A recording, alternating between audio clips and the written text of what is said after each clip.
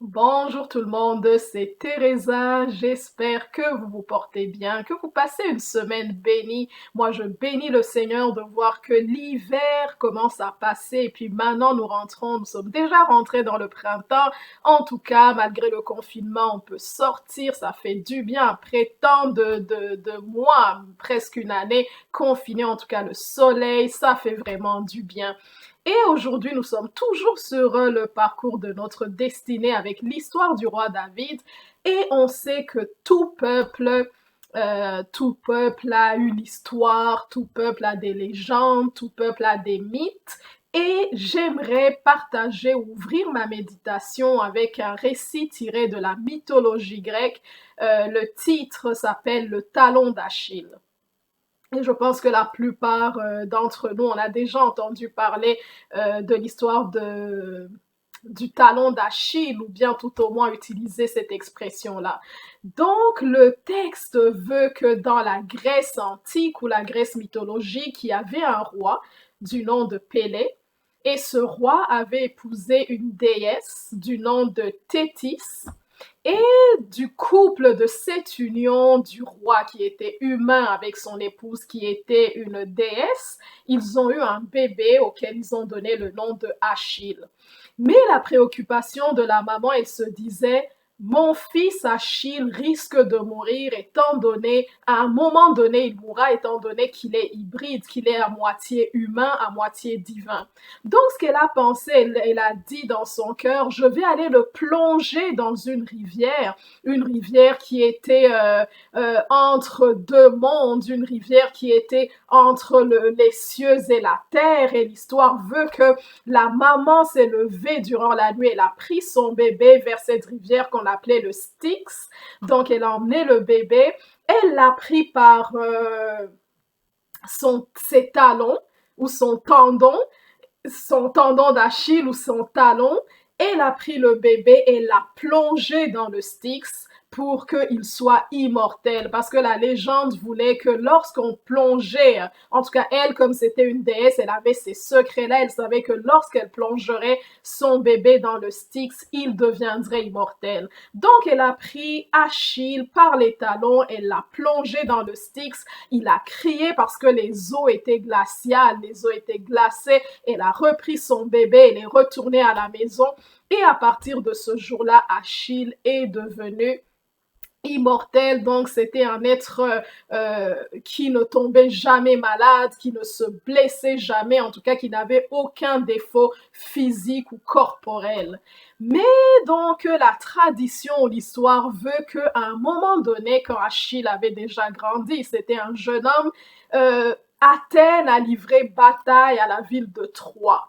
Et Achille, comme tout jeune homme de sa patrie, il devait aller se battre, en tout cas se battre contre Troie. Donc Athènes devait aller se battre contre Troie. Et à chaque fois que Achille allait se battre, son peuple remportait la victoire parce que c'était un demi-dieu. Il ne se blessait jamais, il ne mourait pas. En tout cas, il tuait les adversaires. Et c'était à chaque fois la victoire du côté d'Athènes. Mais à un moment donné, dont je vais vous passer les détails parce qu'il y a beaucoup, en tout cas c'est une longue histoire quand même, mais à un moment donné, euh, Apollon, donc le dieu qui protégeait la ville de Troie, lui, comme c'était une divinité, il était au courant du secret de Achille. Il savait que oui, le corps d'Achille était parfait de la tête, peut-être jusqu'à un certain niveau, mais il savait que la maman, lorsqu'elle a tenu son bébé par les talons, elle a plongé, lorsqu'elle avait plongé son bébé par les talons dans l'eau, le talon d'Achille n'avait pas touché la rivière du Styx, donc son point faible, son point sur son corps, le seul point qui était mortel était son talon. Donc, durant la bataille, lorsque à un moment donné, il y a eu un guerrier qui a pris de sa flèche et qui a tiré avec son arc, Apollon, donc l'histoire veut que le dieu Apollon, ce qu'il a fait, il a dirigé la flèche du guerrier vers le talon d'Achille qui a atteint Achille mortellement et Achille est mort. Donc cet homme glorieux, la légende veut que cet homme glorieux, cet homme majestueux, cet homme, ce vaillant héros, ce guerrier, cet homme merveilleux de l'Antiquité est quand même mort parce qu'il y avait un défaut dans son armure, il y avait une faille sur sa cuirasse.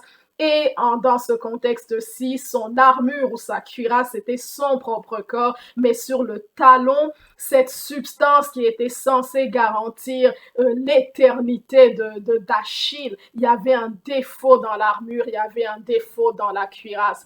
Donc, nous sommes toujours sur le parcours de notre destinée avec l'histoire du roi David. Et le titre de ma méditation aujourd'hui, qui est tiré de 2 Samuel, le chapitre 1, à partir du verset 17 jusqu'à la fin, va s'appeler « Comment les héros sont-ils tombés? Comment des héros sont-ils tombés ?» C'est David qui s'interroge aujourd'hui. On vient de voir qu'un héros de l'Antiquité, c'est sûr c'est une mythologie, on voit Achille, un héros qui vient de mourir, qui vient de tomber.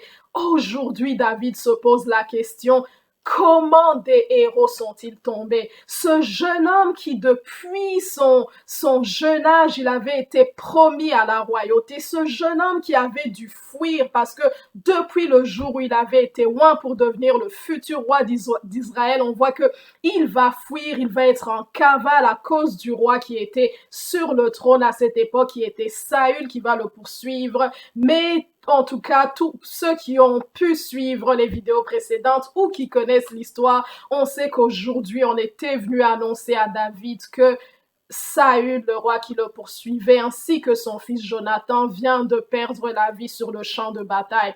David ne va pas se réjouir.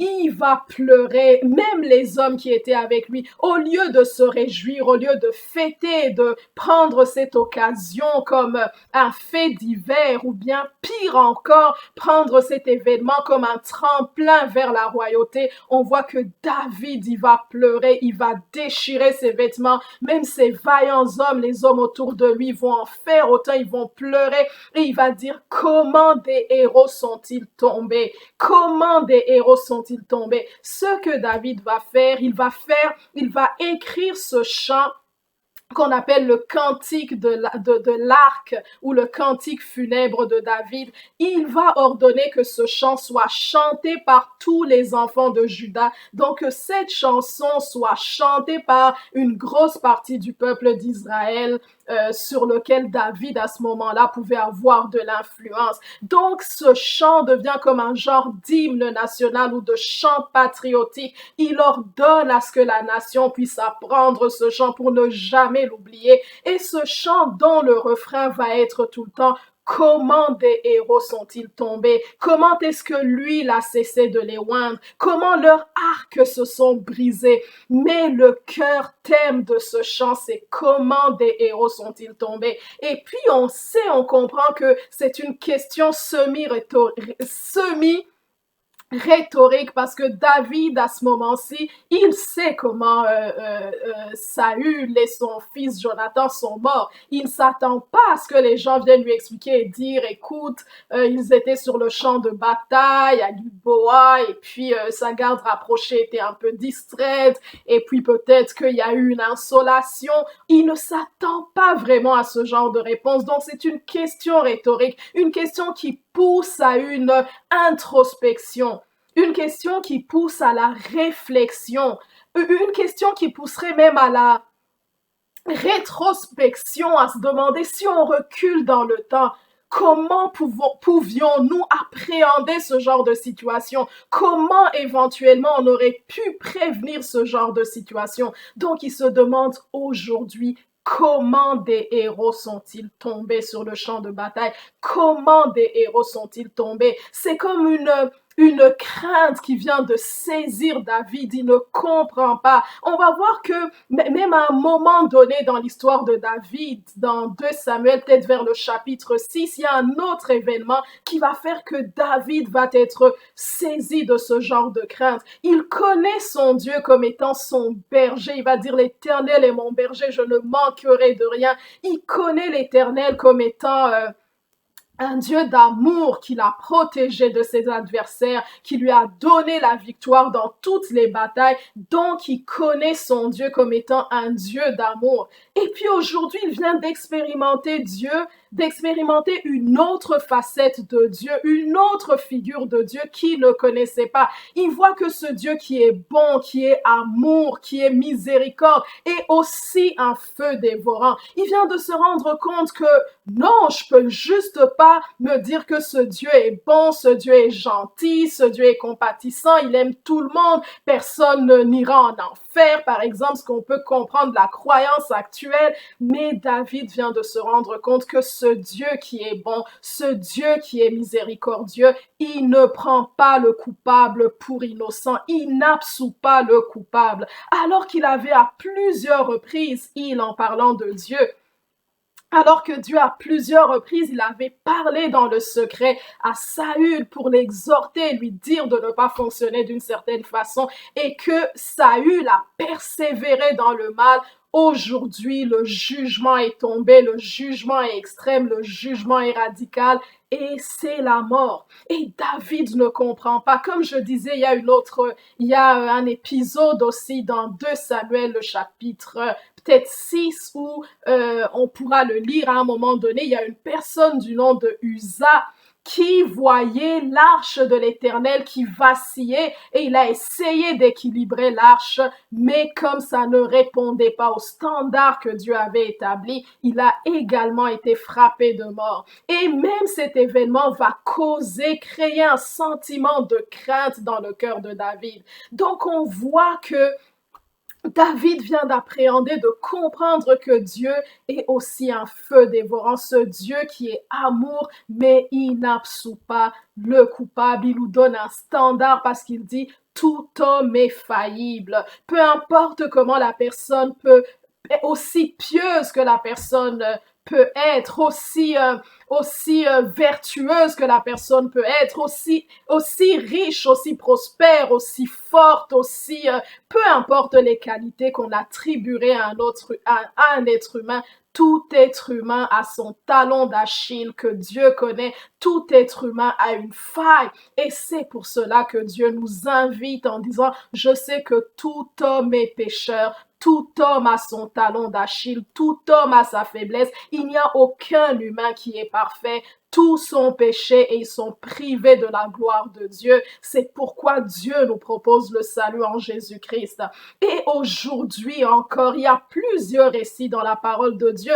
En l'occurrence, par exemple, le texte à partir de Genèse 6 jusqu'à Genèse 10, on voit un grand évangéliste, un grand homme de Dieu du nom de Noé qui est patient, qui est endurant, qui est persévérant, qui va annoncer l'évangile pendant qu'il construit l'arche que Dieu lui avait demandé de construire. En même temps, il prêche la repentance, il prêche la bonne nouvelle, et il est tellement persévérant et patient parce que la Bible va nous dire qu'il va parler pendant peut-être 100 ans, mais il va jamais voir même une seule personne adhérer à son message, mais il persévère, il continue. À un moment donné, comme la Bible nous le rapporte, donc on va voir, il va y avoir le déluge, le monde entier va être détruit, et Dieu va à un moment donné donc sortir Noé et sa famille de l'arche. Ils vont sortir là pour recréer, repeupler la terre. Et puis Noé est tellement content avec tout ce qui s'est passé, ces années de dur labeur. Ce qu'il va faire, il va offrir un holocauste à l'Éternel. Et la Bible va nous dire que ce sera comme un parfum de bonne odeur devant Dieu. Et Dieu va être content, il va bénir Noé, il va bénir même la création, et il va mettre une alliance en disant, je mets l'arc-en-ciel dans les nœuds pour montrer que je ne détruirai plus à cause de l'offrande ou du culte que lui a offert Noé. Donc on voit que Noé, c'est un modèle. Si je peux emmener ça dans le contexte actuel, c'est comme si on dirait le frère selon le jargon évangélique, donc on va dire le frère Noé ou le pasteur Noé, il a prié toute la journée, il a jeûné pendant des jours, il est même allé à l'église, il a prêché la parole de Dieu, il a évangélisé, il a prié. Le soir, il rentre à la maison, mais malheureusement, donc la faille, le défaut dans son armure va se manifester. Il avait peut-être des problèmes avec l'alcool parce que la Bible va nous dire que il va boire, il va s'enivrer, on va le retrouver totalement nu au bord de son lit, si je peux mettre ça dans le contexte actuel. Un grand évangéliste, un grand homme de Dieu qu'on admire, que même Dieu admire. En tout cas, il est content, il a béni la création à travers lui. Et puis là, on voit qu'il s'est enivré, il avait un problème d'alcool. Donc, chaque être humain a une faille, un défaut dans son armure, un défaut. On n'est pas parfait, on est tous pécheurs. Chaque être humain est pécheur. Et on va voir d'autres exemples, par exemple comme Moïse qui va prier pendant 40 jours sur une montagne. Il part sur une montagne, il va jeûner, il va prier. Mais dès qu'on l'énerve un tout petit peu, il devient Hulk. Il devient l'homme vert. Il a une colère qui ne peut pas maîtriser. Et puis on voit d'autres personnages dans la parole de Dieu pour ne citer que cela. On va voir Gédéon qui était timide, qui était peureux. On va voir des gens comme Jérémie. On va voir même Abraham, le patriarche, le père de la foi, mais qui avait peut-être certains petits soucis avec le mensonge. Également Rachel, la femme de Jacob, qui avait un souci avec le mensonge, avec le fait de mentir de temps en temps. David lui-même, on connaît l'histoire de Pierre, mais en tout cas, on peut trouver tout ça dans la parole de Dieu. On voit que tout être humain, aussi grand soit-il, aussi fort soit-il, il y a un défaut dans notre armure. On peut se dire comment ça se fait qu'un tel directeur d'entreprise peut agir de telle façon. On peut se dire comment une telle grande présidente de la République peut agir de cette façon, ou bien comment ceci ou cela peut se produire ou être vrai dans la vie de telle personne, mais chaque être humain a un défaut à son talon d'Achille. Et encore, pour terminer, pour encore illustrer cette faiblesse qui peut se trouver dans ce qui apparemment est fort, ce qui apparemment est solide, les gens peuvent se cacher derrière leur armure et les gens ne se cachent même pas, on ne se cache pas, on est ce qu'on est, on a les forces qu'on a, on a les qualités qu'on a, mais on est tous pécheurs, on a tous croqué dans la pomme d'Adam lorsque Adam avait péché et il y a un défaut dans notre armure qui est notre corps. On est pécheurs, on est privé de la gloire de Dieu et Dieu nous propose le salut en l'œuvre de Jésus-Christ. Donc, j'aimerais apporter encore l'illustration d'un défaut, une faille dans l'armure avec l'histoire de la statue de Nebuchadnezzar. En tout cas, on peut appeler ça comme ça. C'est un texte qu'on trouve dans Daniel, le chapitre 2, où on voit que Nebuchadnezzar avait fait un rêve, mais on voit une statue, et cette statue était grandiose, elle était majestueuse. La parole de Dieu va nous dire que sa tête était faite en or, sa poitrine et ses bras étaient en argent, son tronc ou son ventre était d'airain, donc du bronze. Ses jambes et une partie de ses pieds étaient en fer, mais ses pieds étaient du fer mélangé à de l'argile. Donc on voit comment une structure aussi grande, aussi merveilleuse, aussi imposante est bâtie ou construite sur, malheureusement, ses pieds sont des pieds d'argile. Et la parole de Dieu va nous montrer qu'à un moment donné, il suffira d'une pierre, d'un petit caillou qui va faire tomber et échouer toute cette structure. Certainement, ceux qui connaissent la parole de Dieu, qui lisent la Bible, on sait que ce texte-là a une portée, c'était un message plutôt politique, mais qui a aussi une portée messianique, voire même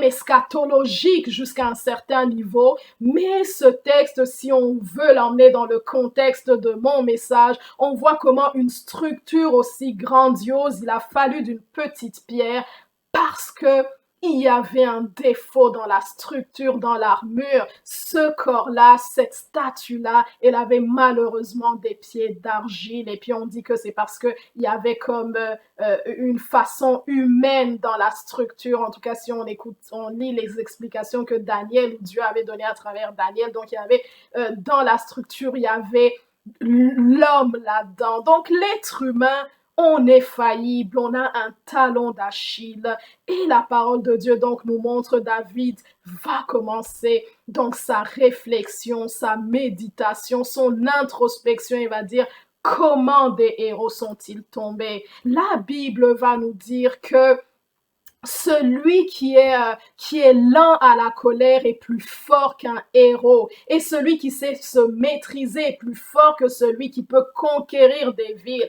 Donc David nous dit comment des héros sont-ils tombés. Et arrivé à ce stade de sa vie, alors qu'il est aux portes de la royauté, David ne va pas se réjouir de cette nouvelle-là. La parole de Dieu va même nous dire dans le livre des proverbes, je pense peut-être 24, qui va nous dire que si ton ennemi tombe, ne te réjouis pas, de peur que Dieu ne le voie et qu'il ne se fâche contre toi et qu'il ne redirige sa colère sur toi. Donc David ne se réjouit pas de voir Saül, cet homme de Dieu, ce vaillant roi, ce vaillant héros tomber. Au contraire, il réfléchit, dit comment des héros sont-ils tombés? Comment est-ce qu'on en est arrivé là? Comment des héros sont-ils tombés? Et la Bible va nous dire que toutes ces choses, la Bible nous dit dans 1 Corinthiens, le chapitre 10 à partir du verset 10 jusqu'au verset 11, qui va nous dire que toutes ces choses leur sont arrivées à eux afin de nous servir d'exemple. Toutes ces choses leur sont arrivées afin de nous servir d'exemple, afin que nous puissions croire et voir que tout homme est faillible, contrairement à la mythologie, à certaines histoires, à certains récits, à certaines religions même qui présentent leurs personnages comme étant des héros qui sont infaillibles. La parole de Dieu, la Bible, nous présente l'humain dans son humanité, dans sa faiblesse, dans ses défauts comme mes défauts à moi, comme vos défauts à vous. Il nous présente l'être humain comme étant faillible, comme étant pécheur, et il nous présente la seule porte de salut qui est en Jésus-Christ. Dieu est tellement amour qu'il est tellement juste parce que l'amour implique la justice. Et Dieu va dire dans le livre des Actes, il va dire aujourd'hui Dieu, sans tenir compte des temps d'ignorance, il appelle tout homme, il invite tout homme à se repentir, donc à venir accepter en disant Dieu sait que nous ne sommes pas capables, aussi pieux que nous puissions être, aussi bien motivés que nous puissions l'être. Dieu seul sait que il a donné son Fils unique, Jésus-Christ, afin qu'il paye pour le péché de l'humanité, que nous, par la foi, nous acceptions cette œuvre, nous acceptions cette œuvre de Jésus-Christ à la croix, que nous disions, nous sommes pécheurs, nous savons que nous sommes faillibles, nous savons que nous avons chacun son talon d'Achille et notre seul recours, c'est Jésus-Christ. Donc, c'était ça ma méditation aujourd'hui. David nous interroge, il dit comment des héros sont-ils tombés? Comment de grands hommes comme ça ont-ils failli? Comment de grandes femmes comme ça ont-elles failli, ont-elles manqué? Comment en sommes-nous arrivés là? Comment des héros sont-ils tombés? Aujourd'hui, que Dieu nous pose encore cette question, comment des héros sont-ils tombés? La Bible va nous dire aussi dans le livre d'Ecclésiaste, dans des temps de bonheur, réjouissons-nous, mais au jour du malheur, réfléchis. Demandons-nous comment certaines choses peuvent arriver, comment certaines choses peuvent arriver, comment un homme aussi respectueux peut faire certaines choses, comment une femme aussi respectueuse peut faire certaines choses, comment des héros sont-ils tombés? Nous sommes tous pécheurs et notre seule porte de salut, c'est Jésus-Christ. Donc David nous demande aujourd'hui comment des héros sont-ils tombés. Que Dieu vous bénisse, que Dieu vous garde. C'est Teresa, passez une semaine bénie dans la présence de Dieu. Bye.